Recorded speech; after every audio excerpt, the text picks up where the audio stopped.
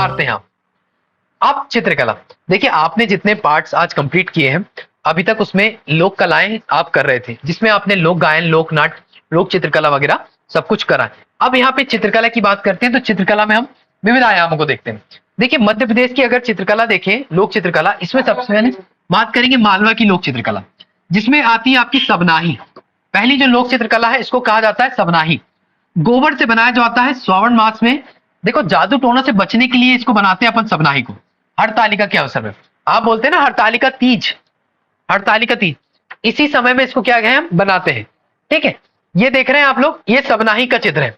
ये हमने दीवारें बना दिए जादू टोना से बचने के लिए, कि भैया जादू टोना से बचना है हमको। ठीक है, जादू टोना से बचना है और हरतालिका अवसर पे हम इसको बनाएंगे। बात करते हैं संजा। संजा क्या होता है? किशोरियों द्वारा बनाया जाता है।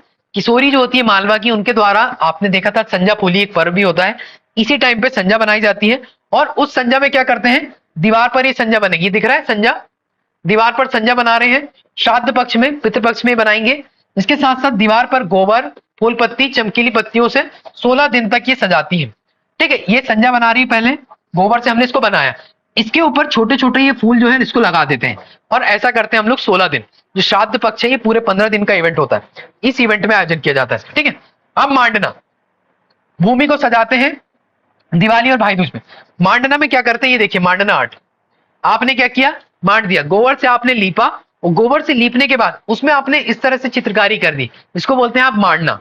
ठीक है, एक तरह का चौक होता है मांडना। इसके बाद चित्रावन या चित्रवन, घर और मंदिर की दीवारों पर बनाए जाते हैं, चितेरे जाति के द्वारा मूल रूप से किया जाता है। देखिए चित्रावन या फिर चितेरे जनजाति के द्वारा किया जाता है। ये ऐसे क्या करते हैं अपन, दीवार के ऊपर बहुत सारी चीजें उकेर देते हैं, इसको बोलते हैं आप क्या, चित्रावन या फिर चित्रावण। विवाह समारोह के अवसर पर इसको अंकित कर देते हैं आप लोग, जब भी विवाह समारोह होगा उस समय इसको अंकित करने का काम करते हैं। नेक्स्ट गुदना और मेहंदी। देखिए गुदना और मेहंदी की जब बात करते हैं तो शरीर सज्जा में आप देखते हैं इसको, गुदना और मेहंदी, ये तो हर जगह चलता है।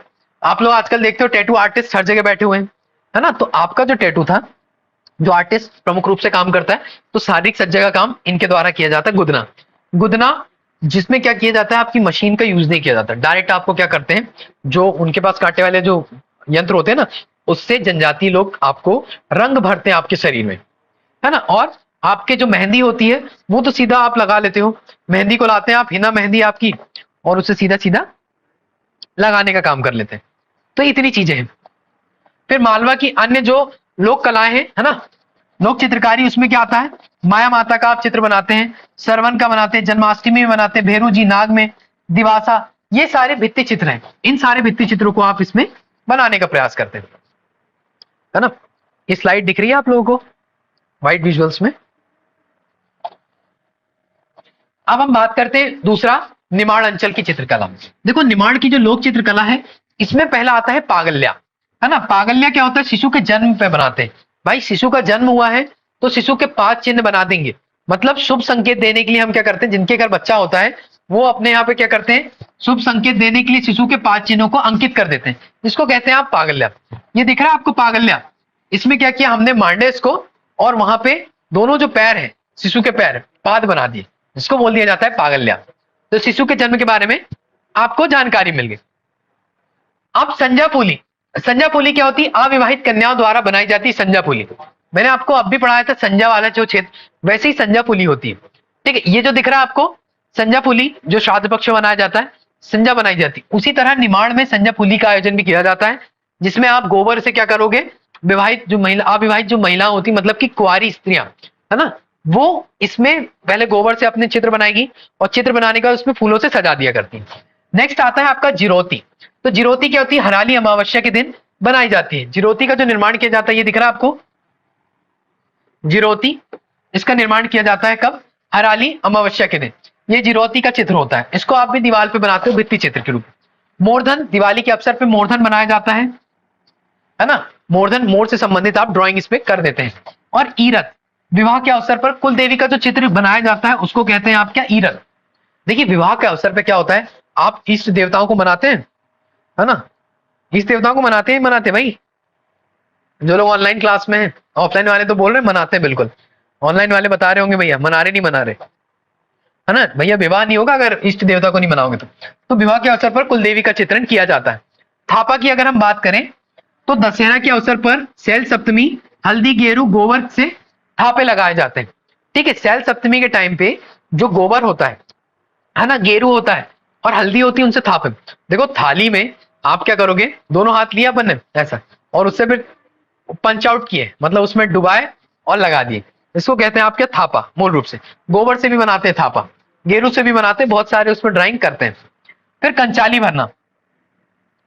कंचाली भरना विवाह के अवसर पर आप कंचाली भरते हैं। दूल्हा दुल्हन के मस्तिष्क में कंचाली, देखो दूल्हा दुल्हन के मस्तिष्क में जो तिलक वगैरह लगाते हैं ना, कंचाली भरना उसी के जैसे संबंधित होता है। इनके मस्तिष्क में आपने क्या तेल, हाँ वो ऐसा ये लगा दिया है। मतलब आपने पहले देखा होगा, आजकल तो क्या हो गया, वो प्रथा बंद हो गई है। पहले क्या होता था कि लाल और सफेद दो कलर के वो डॉट डॉट डॉट डॉट बनाते थे, है ना, वो याद आता होगा आपको, ऐसे डॉट डॉट 1 2 1 2, है ना, red red white red white. तो उस तरह की जो चीजें होती थी जो माथे पे सजाने का काम किया जाता था, उसको बोलते थे कंचाली। आजकल तो क्या होता है कि वो ऑटोमेटिक वो वाली बिंदी आती है बढ़िया से, वो बिंदी होती है उसको लगा देते हैं, है ना, वो बिंदी आपने लगाया और काम हो गया। इतनी चीजें इसमें देखने को आपको मिल जाती है। तो देखिए पागल्या शिशु के जन्म के अवसर पर शिशुपात का चिन्ह इसमें लगाया जाता है। संजा फुली में गोबर से और अविवाहित कन्याओं द्वारा बनाया जाता है। जीरोती को आप देखते हैं हरियाली अमावस्या के दिन आप जो भित्ति चित्र बनाते हैं। उसके बाद मोरधन और ईरत। मोरधन में आप क्या करते हैं, मोर मोर वाली जो पिक्चर्स होती है उनको बनाते हैं आप लोग, और ईरत में आपके विवाह के अवसर में कुल देवी की पूजा करते हैं, कुल देवी की ड्राइंग बना देते हैं। थापा हल्दी गेरू से लगाते हैं, दशहरा और शैल सप्तमी के अवसर पर ही किया जाता है। फिर कंचाली भरना विवाह के अवसर पर दूल्हा दुल्हन के मस्तक में जो कंचाली भरते हैं, जो सजाया जाता है यहाँ पे, उसको कंचाली भरना कहते हैं। निमाड़ की अन्य जो प्रथाएं हैं और आपकी, वो खोपड़ी पूजन। खोपड़ी बनाया जाता है डेंजर का निशान, जो डेंजर का मार्क बनाया जाता है वो आपके खोपड़ी पूजन होती है, ये कंचाली बनना। ठीक है, ये सारा आपको समझ में आया होगा। अब बुंदेल की जो लोक चित्रकला उसको देखते हैं। बुंदेल में कौन कौन सी लोक चित्रकला है, तो सुरोती। ठीक है, इसको बोलते हैं सुरोती। दिवाली के अवसर पर लक्ष्मी पूजा के साथ गेरू रंग में बनाई जाती है जालीनुमा आकृति। देखिए ये सुरोती दिख रही है आपको, जालीनुमा आकृति में है। दिवाली के अवसर पर इसको बनाया जाता है आपके बुंदेलखंड वाले रीजन। सारा जाली जाली से आप इसको कवर अप करते हो और इसको बना देते हो। ठीक है, उसके बाद मोड़ते। मोड़ते में क्या होता है, विवाह के अवसर पे आप बनाते हैं और दरवाजे के दोनों और वर वधु क्या करते हैं, थापा लगाते हैं। देखिए जो शादी करके नवीन वर वधु आते हैं, वही दोनों हाथ से लेंगे और दोनों हाथ हल्दी या गेरू में डुबा के अपने यहाँ जो दीवार होती है या फिर पूजा का स्थान होता है वहां पे थापे लगा देते हैं। 5 थापे लगाते हैं, ऊपर नीचे और एक थापा ऐसे करके।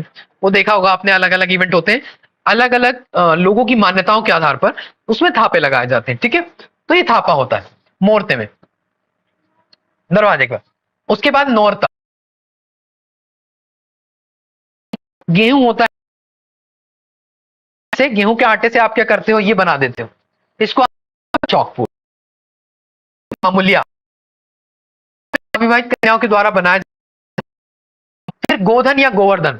तो गोधन या गोवर्धन जो होता है ये आप दिवाली के बाद मनाते हैं, है ना, छोटी दिवाली गोवर्धन पूजा इस समय, छोटी दिवाली गोवर्धन पूजा इस समय। इसके पीछे का कंसेप्ट ये है कि भगवान कृष्ण ने जो चित्रकला है ये कहाँ की है, बुंदेलखंड की लोक चित्रकला। ये आपको आई होप समझ में आ गया होगा। अब बात करते हैं बघेलखंड। देखिए बघेलखंड की जो लोक चित्रकला उसको देख लें तो कोहबर, विवाह के अवसर पर जो विवाहित युगल होते हैं वो पूजा करते हैं कोहबर की। ये आपको दिख रहा है कोहबर का चित्र, ये ऐसा कोहबर होता है। वर पक्ष वधु पक्ष ये इस पे पूजा करते हैं, शुभ विवाह, है ना, कोहबर का चित्र है ये ध्यान दे दीजिए आप लोग। ये बघेलखंड में होती है मूल रूप से।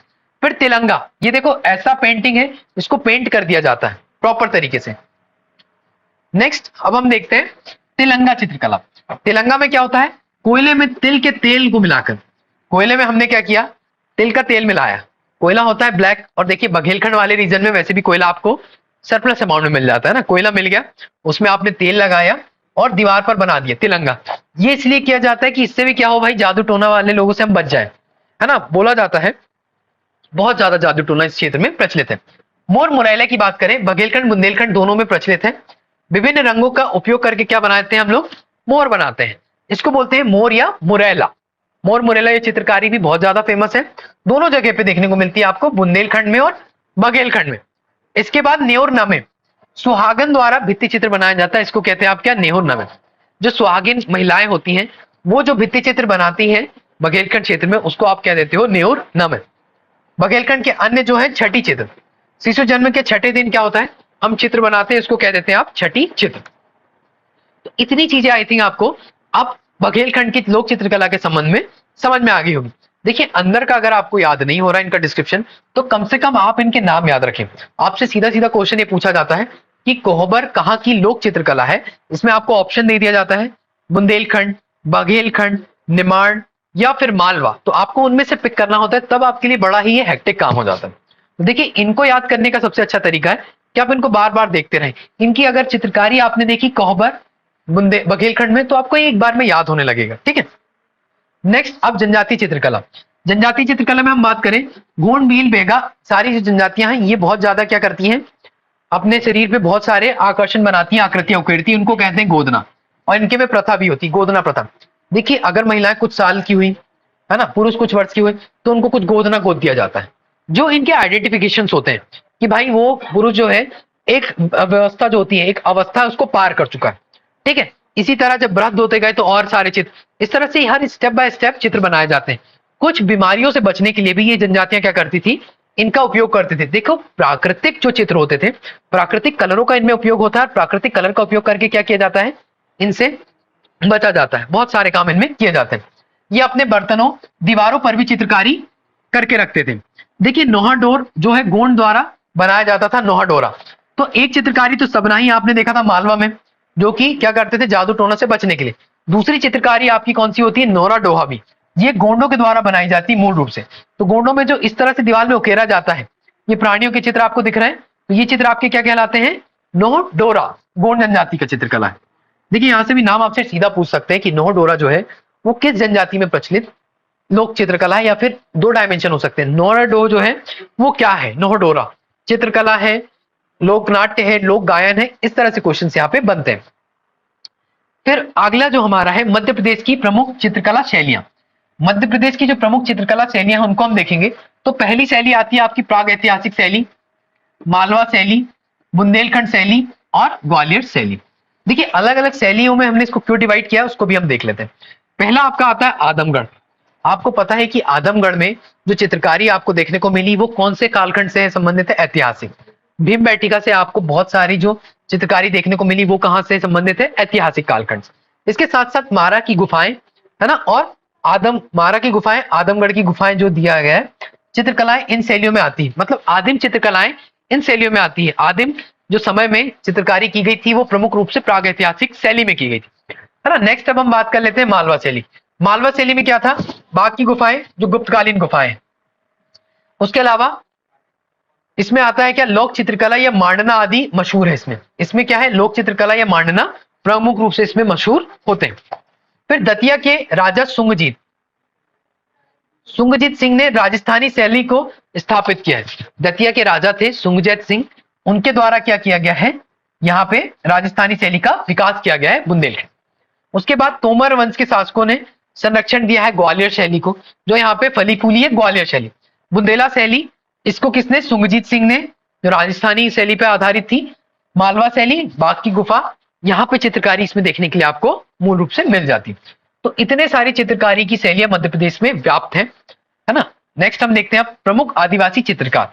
देखिए आपने आदिवासी चित्रकारों को देखना है, अभी आपने चित्रकारी की शैली भी देख ली, अब नेक्स्ट एक्सटेंशन में आप उसके चित्रकारों को भी देख रहे हैं। यहाँ पे प्रसिद्ध आदिवासी चित्रकार में सबसे पहले मोस्ट इंपॉर्टेंट नाम है, इस बार के पेपर के लिए आप इसको 5 स्टार क्वेश्चन में लगा सकते हैं, जोधाबाई बेगा।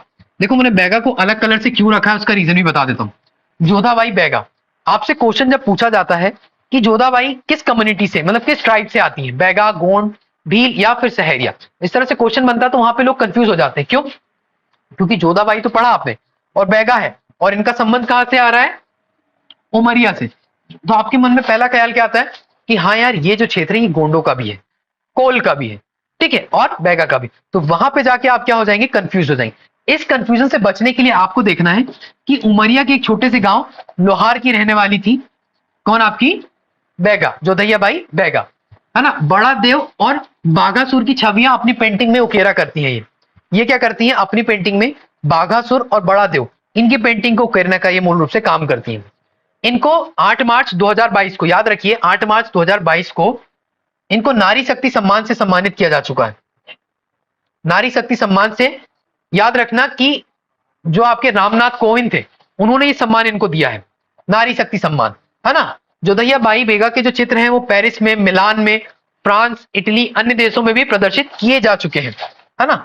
इसके साथ साथ अभी रिसेंटली एक जो न्यूज आई है, पद्मश्री, पद्मश्री दिया गया है, जो 91 लोगों को पद्मश्री दिया गया, उनमें इनका भी नाम आता है। जोधैया बाई बेगा 2023 में पद्मश्री के लिए चयनित हुई थी, और आपकी द्रौपदी मुर्मू के द्वारा क्या किया गया, इनको पद्मश्री अवार्ड से नवाजा गया। ये क्वेश्चन एमपीपीएससी में एक नंबर में बिल्कुल मतलब एक क्वेश्चन यहां से आ सकता है चित्रकारों में, इस बार बहुत ज्यादा इंपॉर्टेंट है ये वाला सेक्टर, है ना। इसमें आपको देखना है कि भाई इनका जो स्थान है कहाँ है, उमरिया, लोहरा की रहने वाली है। मूल रूप से अपनी चित्रकारी में बड़ा देव और बागासुर की छवियों को उकेरने का काम करती है ना। इनको नारी शक्ति सम्मान से भी सम्मानित किया जा चुका है।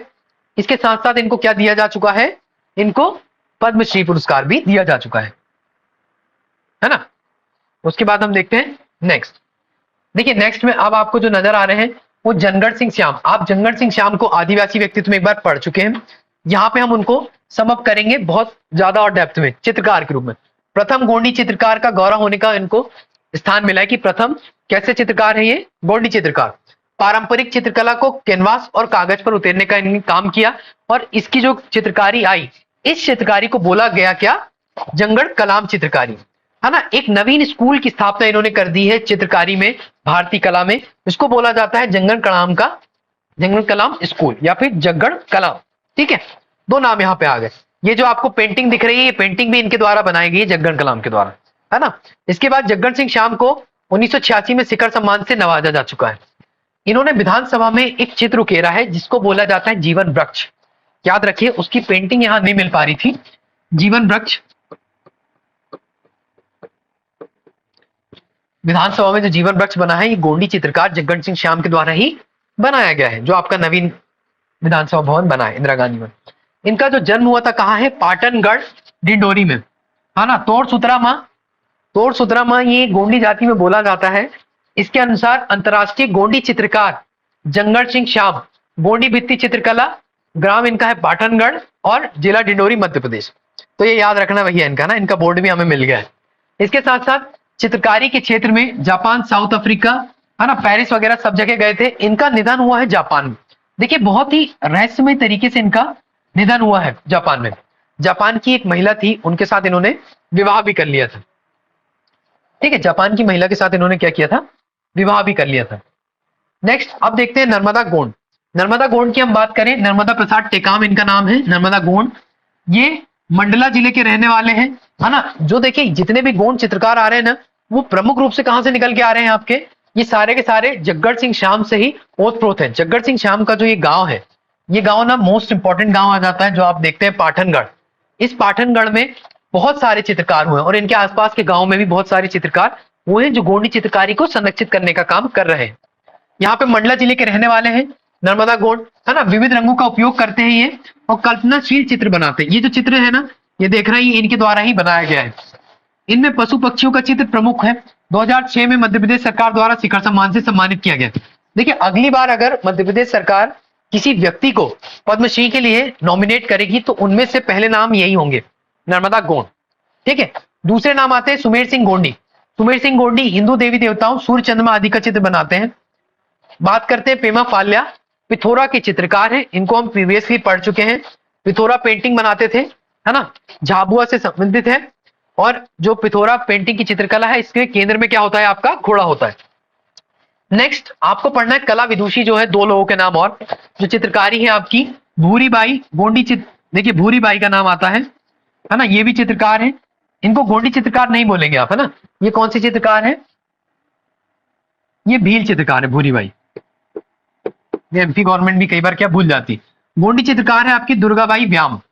याद रखिए गोंड, ये क्वेश्चन जिन बच्चों का गलत हुआ है एक एक नंबर से, उन बच्चों की लिस्ट में ऐसे ऐसे बच्चे आए बेचारे की जिन्होंने गोंड की जगह लगा दिया था क्या, बैगा, है ना, और वहां पे गलती कर बैठे थे।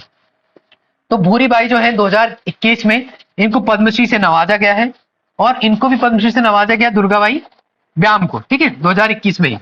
ये डिंडना चित्रकला को जन जन तक पहुंचाती। इनकी जो चित्रकारी है उसको बोला जाता है डिंगना चित्रकला। डिंगना चित्रकला का एक टाइप है, याद रखिए डिंगना, है ना। भीमायन किताब के जरिए अंबेडकर जी की जीवन शैली को दर्शाया गया है इसमें, ठीक है। भीमायन किताब के जरिए भी इन्होंने अंबेडकर जी की जीवन शैली को इन्होंने दर्शाया है। इसके साथ साथ पारंपरिक डिंगना जो चित्रकला को कैनवास पर उतारा है और चित्रकारी को अंतर्राष्ट्रीय पहचान दिलाने का काम इनके द्वारा किया गया। तो ये दोनों नामों को आपको याद रखना है, कला विदुषी, ठीक है। इनके बारे में पढ़ लेते हैं। दुर्गाबाई व्याम, ठीक है। दुर्गाबाई व्याम जो है प्रमुख रूप से, देखो इनका विषय रहा है देवियों का। ये जब भी पेंटिंग बनाती है तो अपने विषय में लेके आती है देवी को, है ना। इनकी जो कलाकारी थी उनको आप देख चुके, कौन सी, डिंगना। डिंगना इनकी प्रमुख कलाकारी है, चित्रकारी जो है, ठीक है। इनमें कुछ माताएं हैं, इन माताओं का नाम उकेरती है वो, और जो माताएं क्या करती है, रात्रि पहर में मदद करती है, भूतों से बचाती है, गांव की रक्षा करती है, बुरे लोगों से सुरक्षा करती है, फसल की सुरक्षा करती है, और जो जान की स्तुति फसल बोते समय उनके बारे में बताती है। तो ये सारी चीजें इसमें दिखाई देती है। जहां पे आप देखें रातमाई मूर्खरी और महारालिन माता, शेरो माता, बूढ़ी माता और खुशालिन माता। देखिए आप लोग इन माताओं को पढ़ लेना, क्योंकि गोंड से संबंधित है, ये गोंड ट्राइब से भी, तो वहां से भी आपसे क्वेश्चन बन सकते हैं। इसलिए मैंने इसको यहाँ पे ऐड कर दिया था कि भाई कम से कम इन चित्रकारों के साथ साथ क्या ये कुछ नाम आ जाए आपको। उसके बाद देखते हैं 2008 में इनको दो और अन्य गोंड कलाकार हैं आपके, राम सिंह उर्वेटी और भज्जू भैया, भज्जू श्याम, ठीक है। ये दोनों ने तारा पब्लिकेशन के अंतर्गत एक बुक आई बच्चों पर, the night life of trees. The night life of trees जो है पुस्तक आई थी। इस पुस्तक के माध्यम से क्या किया गया, इनके चित्रों को इटली में प्रदर्शित किया गया है, और एक पुरस्कार मिला था, बोलो नारागजी, है ना, बोलो नारागजी पुरस्कार, इसको आप बोल सकते हैं, फ्रेंच में है ये, बोलो नागरागजी पुरस्कार दिया गया था, ठीक है। तो ये इस तरह से इटली में दिया गया है, मूल रूप से समझ लीजिए आप। ये इस तरह के इन्होंने इमेज बनाई थी उसमें, है ना, द नाइट ऑफ ट्रीज के लिए ऐसी बुक्स बनाई। अब इनको क्या क्या मिला है वो पढ़ लीजिए। तो 2022 में इनको क्या मिला है, दुर्गाबाई व्याम को पद्मश्री पुरस्कार मिला है, जिसमें आर्ट है मध्य प्रदेश में, है ना। रिनोन गोंड पेंटिंग है मंडला से, रिनोन गोंड पेंटर है ये मंडला से। इनका जन्म कहाँ हुआ है, इनका जन्म बरबसपुर, देखिए बरबसीपुर में हुआ है इनका जन्म, मंडला में, है ना। इनका विवाह ऑलरेडी एक गोंड कलाकार है सुभाष व्यास जी, इनसे हुआ है। देखो इनके जीजा थे जंगड़ सिंह श्याम, है ना। तो इनके जीजा के कहने पर ही इन्होंने क्या किया, पेंटिंग करना चालू कर दिया, पेंटिंग करना चालू किया। ऑलरेडी जो सुभाष व्यास थे ये कहाँ आ चुके थे, आपके भोपाल आ चुके थे, भारत भवन में ऑलरेडी कार्यरत थे, है ना, गोंड चित्रकार थे। तो इनको देख देख के ही इनको भी लिंक मिल गया, और लिंक मिलते हुए इन्होंने क्या किया, मंडला में ही इस आर्ट को स्टार्ट कर दिया था। तो इतना काम इनके द्वारा किया जाता है। नेक्स्ट अब हम देख लेते हैं किसको, भूरीबाई। देखिए भूरीबाई बहुत इंपॉर्टेंट है। मध्य प्रदेश सरकार का सर्वोच्च सम्मान जो है भूरीबाई को ऑलरेडी मिल चुका है। 1998 में अहिल्याबाई सम्मान से भी इन्हें नवाजा जा चुका है। वे मुख्य रूप से मध्य प्रदेश के झाबुआ जिले के पटोला गांव की रहने वाली, कहां की है, झाबुआ जिले की पटोला गांव की रहने वाली। भूरीबाई पिथोरा शैली की चित्रकार है। आपको पता है कि भूरीबाई जो है भीलों की जो पिथोरा चित्रकला है इसकी प्रमुख ये आर्टिस्ट है। भूरीबाई सांस्कृतिक विभाग की ब्रांड एम्बेसडर भी, मध्य प्रदेश का जो सांस्कृतिक विभाग है इसकी ब्रांड एम्बेसडर भी भूरीबाई को बनाएंगे। लास्ट टाइम ये क्वेश्चन आया था आपकी भूरीबाई से, ठीक है। Shrimati Bhuribai Madhya Pradesh internationally acclaimed Bhil painter है, भील पेंटर है झाबुआ से, first to transfer mud wall painting to huge canvas. देखो मड वॉल पेंटिंग जो होती थी उसको कैनवास पे उतारने का काम इनके द्वारा किया गया है, पहली बार इन्होंने किया है, ठीक है। ये श्री रामनाथ कोविंद के द्वारा किया गया था, पद्मश्री सम्मान से सम्मानित किया गया 2021 के लिए। फिर इस तरह की जो पेंटिंग्स है इनको बनाने का काम भूरीबाई के द्वारा किया जाता। ये सारे आर्टिस्ट आप लोगों को समझ में आ रहे नहीं आ रहे, मतलब क्लास कैसी चल रही है, क्या चल रही है। ऑनलाइन वाले लोग सिर्फ सुन रहे हैं खाना खाते खाते, है ना, या रामनवमी सेलिब्रेट करते करते। नेक्स्ट अब हम देख लेते हैं प्रसिद्ध आधुनिक चित्रकार, ठीक है। अभी आपने जो चित्रकार देखिए लोक चित्रकार थे, ठीक है। अब मतलब जो आपके जनजातीय ट्राइब्स थे। अब प्रसिद्ध आधुनिक चित्रकारों में हम देखेंगे विष्णु चिंचालकर। विष्णु चिंचालकर, इनका जन्म देवास में हुआ था, देवास के पास एक गांव है। इंदौर स्कूल ऑफ आर्ट से इन्होंने शिक्षा प्राप्त की। चित्रकला के क्षेत्र में प्रसिद्ध जो एक व्यक्ति थे, इनके गुरु रहे श्री देवी लालीलकर। इनका भी इनको क्या मिला, मार्गदर्शन मिला। इनके गाइड के रूप में उन्होंने भी काम किया है ना। भाई ऑनलाइन वाले लोग इतने टाइम सो तो नहीं रहे, अब तो सोने का टाइम नहीं, अब उठने का टाइम हो गया आपका। चित्र बनाना है जल्दी से, आप लोग सिनेप्सिस तैयार करते चलो पढ़ते पढ़ते, है ना। चिंचालकर लैंडस्केप पोर्ट्रेट बनाने में सिद्धहस्त माने जाते हैं। लैंडस्केप जो होता है आपका, और पोर्ट्रेट बनाने के लिए सिद्धस्त थे। कुछ समय माइकल ब्राउन के साथ भी काम किया। देखिए एक इंटरनेशनल आर्टिस्ट थे माइकल ब्राउन, उसके साथ भी काम करने का इनको मौका मिला है। 1960 में इन्होंने ग्रुप फ्राइडे नामक एक कलाकारों का ग्रुप बनाया। क्या बनाया था? Group Friday. ग्रुप फ्राइडे करके एक ग्रुप बनाया। उसमें क्या हुआ था, सारे आर्टिस्ट को उन्होंने जोड़ा जो लोग चित्रकारी से संबंध रखते थे। नेक्स्ट है देवयानी कृष्णा। देवयानी कृष्णा का जब नाम आता है तो आप लोग देखते हैं कि मोस्ट इंपॉर्टेंट नाम है, इंदौर में इनका जन्म हुआ है ना। ये कलकत्ता संग्रहालय में इनकी प्रदर्शनी लगाई गई थी जिसको बोला गया था केवल कृष्ण, ठीक है। और 1941 में इन दोनों का विवाह हुआ, इनकी मुलाकात हुई केवल कृष्ण से, इनके साथ शादी हुई। ये काम कर रही है अपने, इतना देखना है। 1942 में दोनों ने संयुक्त रूप से चित्र बनाकर बनारस हिंदू विश्वविद्यालय में लगाया था। दोनों ने संयुक्त चित्र बनाया, एक संयुक्त चित्र, दोनों ने मिलकर, दोनों पेंटर है। देखो डॉक्टर ने शादी कर ली किससे? डॉक्टर से। उसी तरह वेरी गुड, तिलक वर्मा जी पढ़ रहे हैं अभी, है ना। इन्होंने तिब्बत के प्राकृतिक और जनजातीय चित्र को भी बनाने का काम किया। देखिए तिब्बतन शैली के ऊपर बहुत ज्यादा काम किया है देवयानी कृष्णा जी ने, है ना। देवयानी कृष्णा जी ने खिलौने भी बनाती हैं, याद रखिएगा, खिलौने बनाने का भी काम करते हैं। लास्ट टाइम एक क्वेश्चन आया था, अभी हम उस पर डिस्कस करेंगे, अमृतलाल बेगड़ के ऊपर, वो मैं बताऊंगा उसका डायमेंशन क्या था। तो यही कारण है कि उनके चित्रों को खिलौने का भी प्रभाव देखने को मिलता है।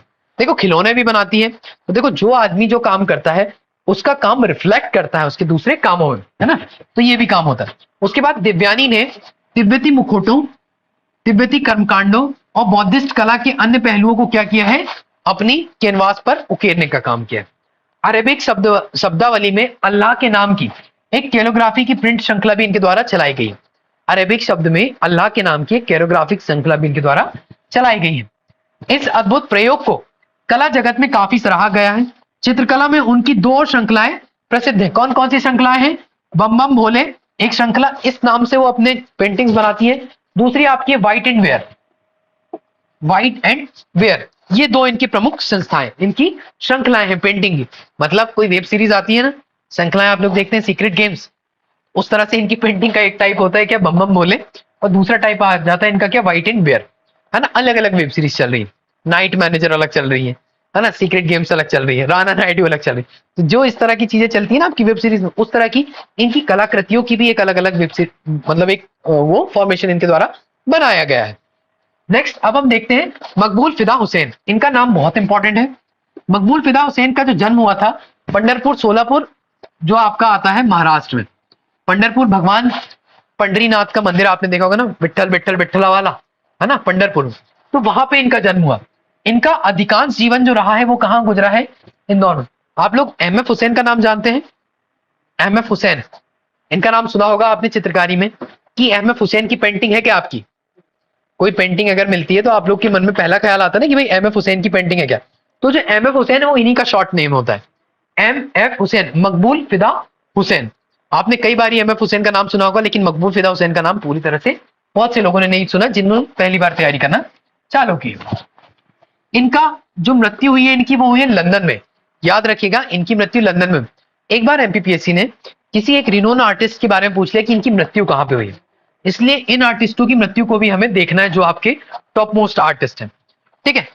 इनके चित्रकारी, रेखा चित्रांकन, लेखन आदि कार्यों में, कार्य क्षेत्र में इन्होंने काम किया है, चित्रकारी में, रेखा चित्रांकन में, लेखन में। इसके साथ साथ मकबूल फिदा जो हुसैन है, ये मतलब अपने मूवी वगैरह भी बनाते थे, डायरेक्टर भी थे, प्रोड्यूसर वगैरह, बहुत सारे काम इनके द्वारा किए गए। इसमें सम्मान इनको पद्मश्री 1955 में मिल गया था, पद्म विभूषण 1973 में, पद्म भूषण 1973 में, पद्म विभूषण 1991 में इनके द्वारा दे दिया गया था। इसके साथ साथ भारत का पिकासो की संज्ञा इनको दी गई है। देखिए भारत के पिकासो की संज्ञा भी इनको मिलती है। तो याद रखिएगा अगर आपसे पूछा जाए कि भारत का पिकासो किसे कहा जाता है, तो वो एम.एफ. हुसैन है, मकबूल फिदा हुसैन। 1947 में the progressive artist group of Bombay की स्थापना इनके द्वारा की गई। उसके क्या संस्थापक सदस्य के रूप में देखे जाते हैं, the progressive artist group of Bombay, उसके संस्थापक सदस्य के रूप में ये देखे जाते हैं। माधुरी दीक्षित को लेकर इन्होंने एक फिल्म बनाई, गजगामिनी। माधुरी दीक्षित को लेकर एक फिल्म बनाई थी गजगामिनी, इनको लेकर एक पेंटिंग भी बना दी इन्होंने, ठीक है, गजगामिनी नाम से। और तब्बू के साथ एक और फिल्म बनाई थी, इसको बोला था मीनाक्षी। दो फिल्में हैं इनकी। इसके साथ ही हिंदू देवी देवताओं के नग्न चित्र, देखिए हिंदू देवी देवताओं की क्या करते थे, नग्न चित्र उकेर दिए उन्होंने, तो विवाद में आ गए। अब देखिए बहुत सारे संप्रदाय होते हैं जो आर्टिस्टों को बहुत ज्यादा मतलब देखते हैं दूसरे वे में, और उसको सही भी है कि किसी की आस्था के विरोध में आप क्या कर रहे हैं, कोई नग्न चित्रकारी करेंगे तो उसको तो कुछ ना कुछ बोला जाए। वो ही काम इनके द्वारा किया गया, लोगों की बहुत सारी भावनाएं थी उनको आहत किया गया इनके द्वारा, और इसी आहत के कारण क्या किया इन्होंने, भारत छोड़ के बाद में से लंदन चले गए और लंदन में उन्होंने बाकी जीवन जिया। 1986 में राज्यसभा के लिए नामित हुए थे, है ना। राज्यसभा के लिए आपने एक और नाम बताया था, हबीब तनवीर, वो भी नामित हुए थे, याद होगा आपको, पेंटर है। और ये भी आपके नामित हुए, मकबूल फिदा हुसैन। 2008 में केरल सरकार ने इनको एक प्रतिष्ठित अवार्ड दिया था, राजा रवि वर्मा। आप जानते हैं राजा रवि वर्मा जो नग्न आर्टिस्ट थे, मतलब नग्न आर्टिस्ट बोला जाए कि नग्न महिलाओं की मूर्तियां बनाते थे, पेंटिंग बनाते थे, राजा रवि वर्मा, है ना, बहुत ही बड़े आर्टिस्ट हुआ करते थे। तो इनके साम्यता दी गई 2008 में, केरल सरकार ने इनको उस अवार्ड से नवाजा। 2010 में कतर की नागरिकता इनको मिल गई थी, कतर की नागरिकता इन्होंने प्राप्त कर ली। और जब देखिए इनका विवाद ज्यादा होने लगा, विवाद हुआ, तो वो कहां चले गए थे, लंदन चले गए, और लंदन के एक हॉस्पिटल में दिल का दौरा पड़ने से क्या हुआ, इनकी मृत्यु हो गई 2011 में। तो ये एक डिस्क्रिप्शन था मकबूल फिदा हुसैन का, जहां आपने देखा गजकामनी का चित्र, और ये सारे चित्र इनके द्वारा बनाए जाते थे। एम एफ हुसैन, इनके चित्र करोड़ों में बिकते थे, प्रदर्शनी में नीलाम होते थे। ठीक है, आप लोगों को भी खरीदना है तो जल्दी जल्दी पढ़ लीजिए इनके चित्रों की। ठीक है, अब ये तो है नहीं, लेकिन इनके जो बचे हुए चित्र हैं उनको कम से कम आप खरीदने में। सैयद हैदर रजा, ये भी एक रिनोन आपके चित्रकार हैं, इनको देखते हैं। सैयद हैदर रजा का जन्म मंडला में हुआ था, मंडला के बाबरिया नामक ग्राम। कई जगह पे नरसिंहपुर बताया है, नरसिंहपुर नहीं है, वो मंडला सही है। ठीक है, 1922 में इनका जन्म हुआ है, और 1939 में उन्होंने दमोह में मैट्रिक की परीक्षा प्राप्त की, और यहां से ही रामायण और गीता का अध्ययन करना भी चालू कर दिया था। ठीक है, मुस्लिम कम्युनिटी से आते थे, लेकिन रामायण और गीता का पठन पाठन उन्होंने चालू किया। बंबई में 1939 में नागपुर के जे स्कूल ऑफ आर्ट्स में, नागपुर के जे स्कूल ऑफ आर्ट्स में इन्होंने शिक्षा प्राप्त की। 1950 में फ्रांसीसी छात्रवृत्ति इनको प्राप्त हुई थी, है ना। पेरिस गए, अब देखिए फ्रांसीसी छात्रवृत्ति प्राप्त हो गई 1950 में, तो मकबूल फिदा हुसैन क्या चले गए, पेरिस चले गए। पेरिस गए और वहां पे क्या किया, एक इनका बहुत प्यारा चित्र है जिसका नाम आता है अटल शून्य। अभी वो कहानी आपको बताता हूं। अटल शून्य की अनंतता, अटल शून्य की अनंतता, बिंदु, अनसुनी आवाज, है ना, राजस्थान, नाग अंकुरण, स्पंदन आदि इनके चित्रों के नाम है, जिसमें से कि अटल शून्य की अनंतता, इसको आपको देखना है, बहुत इंपॉर्टेंट नाम आता है। फिर 1959 में इन्होंने फ्रांसीसी कलाकार जॉनी मैंजिला या फिर जैनिन, इनका नाम आता है, जॉनी मैंजिला या जैनिन से क्या किया, विवाह कर लिया। विवाह कर लिया वहां पे फ्रांसीसी कलाकार से, जो कि ऑलरेडी प्रथम पंक्ति की कलाकार थी, कहा की, फ्रांस की। अब जब भैया इनसे उन्होंने विवाह कर लिया है, खुद इतने बड़े रिनोन आर्टिस्ट थे, तो इन्होंने क्या किया, वहां पे भी अपना काया का मतलब जो अपनी कला का जादू बिखेर दिया। अपनी कला का जादू ऐसा बिखेरा कि फ्रेंच में भी कलाकारों में इनकी गणना कैसे होने लगी, प्रथम पंक्ति के चित्रकार के रूप में। तो इस तरह से सैयद हैदर रजा वहां पे भी आ गए भैया, टॉप मोस्ट। देखो हमेशा से ये उन्होंने जब वहां की नागरिकता प्राप्त कर ली, वहां पे विवाह कर लिया जैनिन से, हाँ, या फिर जॉन मैंजिला से, तो वहां रहने लगे, लेकिन उनके दिल में हमेशा भारत बसता था। वापस से क्या हुआ, 1992 में मध्य प्रदेश सरकार ने कालिदास सम्मान दिया। बाद में वो भारत आ गए थे, भारत आके यहाँ पे भी रहे, और यहाँ रहने के बाद उन्होंने अंतिम समय भारत में ही गुजारा अपना, है ना। 1981 में पद्मश्री, ललित कला अकादमी फेलोशिप 2007 में, पद्म भूषण 2013 में पद्म विभूषण से ये नवाजे गए थे। अब अमृतलाल बेगड़, अमृतलाल बेगड़ की, इनकी मृत्यु को लेकर एक संशय है, उसको देख लेंगे अपन, है ना। फिर बात करते हैं अमृतलाल बेगड़। अमृतलाल जो बेगड़ हैं, इनके बारे में देखो आपने अभी तक पढ़ा होगा कि क्या है ये, नर्मदा पुत्र, सबसे पहले ही नाम आता है जैसे अमृतलाल बेगड़ का कि नर्मदा पुत्र, नर्मदा तुम कितनी सुंदर हो, अमृतस्य नदी नर्मदा, है ना, और इस तरह की सौंदर्य की देवी नर्मदा, सारी इनकी कृतियां हैं। अब देखो जब पीएससी ने लास्ट ईयर क्वेश्चन पूछा, उसमें क्वेश्चन ये पूछा कि उपरोक्त में से कौन चित्रकार है, उसमें नाम इनका भी था और 3 और नाम थे। तो जैसे ही नाम देखा सबने, तो सबसे पहले इनको एलिमिनेट किया, इनको हटाया। वो ऑब्वियस था क्योंकि हमने इनको हमेशा देखा कि भाई क्या थे, राइटर थे, तो हमने कभी ध्यान ही नहीं दिया कि चित्रकार भी हो सकते हैं। जब इनका दूसरा पक्ष सामने आया, उसका आंसर सही एमपीपीएससी ने दिया था, क्या, आपने अमृतलाल बेगड़। देखिए बहुत सारी इंस्टीट्यूट ने क्या किया, अपनी आंसर शीट वगैरह निकाली, आंसर की में बोल दिया कि ये भी नहीं है अमृतलाल में, दूसरे लोगों का नाम दिया। लेकिन जब अमृतलाल बेगड़ के बारे में पढ़ा गया, थोड़ा सा देखा गया उनके बारे में, तो नर्मदा पुत्र होने के साथ साथ ये क्या है, साहित्यकार होने के साथ साथ एक रिनोन चित्रकार भी थे। इनके जो गुरु थे वो आचार्य नंदलाल बसु थे। इनको देख लेते हैं। इनका जन्म हुआ था जबलपुर में, है ना, जबलपुर में हुआ था। एक गुजराती परिवार से संबंध रखते थे, अमृतलाल बेगड़। ठीक है, शांति निकेतन में आर्ट की पढ़ाई इन्होंने की। इसके साथ साथ नर्मदा पुत्र के नाम से विख्यात है, बहुत सारी बुक इन्होंने नर्मदा के ऊपर लिखी है। ये और इनकी पत्नी पता है हर दिन सुबह प्रातः काल में जाते थे नर्मदा के तट में और वहां घंटों समय बिताया करते थे, है ना। नर्मदा के आसपास साफ सफाई कर दी, बैठे हैं परिक्रमा लगा रहे। ऐसा लगता था कि नर्मदा ही इनके जीवन का असली अंश है। इन्होंने कहा था एक अपने इंटरव्यू में कि नर्मदा के द्वारा ही इन्हें सब कुछ जो प्राप्त हुआ है वो उसकी दायिनी कौन है, नर्मदा है ना। उसके बाद 2 बार इन्होंने नर्मदा की परिक्रमा भी की है। एक बार जब 50 साल के थे, दूसरी बार 75 साल के थे तब, है ना। दोनों बार इन्होंने क्या किया है, नर्मदा की परिक्रमा। अमृतस्य नदी नर्मदा, तीरे तीरे नर्मदा, नर्मदा तुम कितनी सुंदर हो और सौंदर्य की नदी नर्मदा, इनके द्वारा लिखी गई प्रमुख बुक्स हैं नर्मदा के ऊपर। और ये बाजू में आप इनकी फोटो देख लो आप, ये तो इनका पहला पक्ष था। दूसरा पक्ष चित्रकारी के रूप में। अमृतलाल बेगड़ का निधन हुआ है अभी 2018 में जबलपुर में। ये एक रिनोन चित्रकार भी थे, तो आपको याद रखना है अमृतलाल बेगड़ को लेकर, नर्मदा पुत्र, चित्रकार, साहित्यकार। ठीक है, ये सारी चीजें। डीडी देवलालीकर, देखिए डीडी देवलालीकर बहुत सारे लोगों के गुरु रहे हैं चित्रकारी के क्षेत्र में। मध्य प्रदेश चित्रकला के पितृ पुरुष माने जाते हैं। श्री दत्तात्रेय दामोदर देवलालीकर, पूरा नाम इनका आता है दत्तात्रेय दामोदर देवलालीकर, मध्य प्रदेश के कला के क्षेत्र में।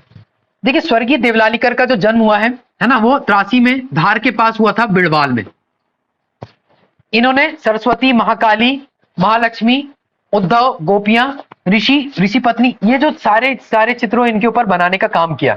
उसके बाद क्या किया, अवध प्रेस से जो निकलती है आपकी श्रीमद् भागवत, है ना, इसके कुछ विशेष अंक प्रसारित हुए थे और इनके अंकों में भी इन्होंने क्या किया था, अपनी चित्रकारी दी, मतलब चित्र बनाए। जो गोरख प्रेस थी वहां पे भी चित्रकारी दी गई इनके द्वारा। कृष्णांक, भुक्तांक, ये सारे अंक इनके द्वारा निकाले गए थे, है ना। इनका निधन हो गया था दिल्ली में, और दिल्ली के फाइन आर्ट जो कॉलेज है इंदौर का, वहां से इन्होंने शिक्षा की। ठीक है, ये सारी चीजें थी। ये आपके क्या थे, प्रमुख चित्रकार। चित्रकारी से लेके आपने लोक चित्रकार, आदिवासी चित्रकार और जो भारत के प्रमुख चित्रकार थे, मतलब मध्य प्रदेश के प्रमुख चित्रकार थे, इन सभी को आपने देखा। आगे का जो पोर्शन आएगा आपका शिल्पकला। 1 मिनट तक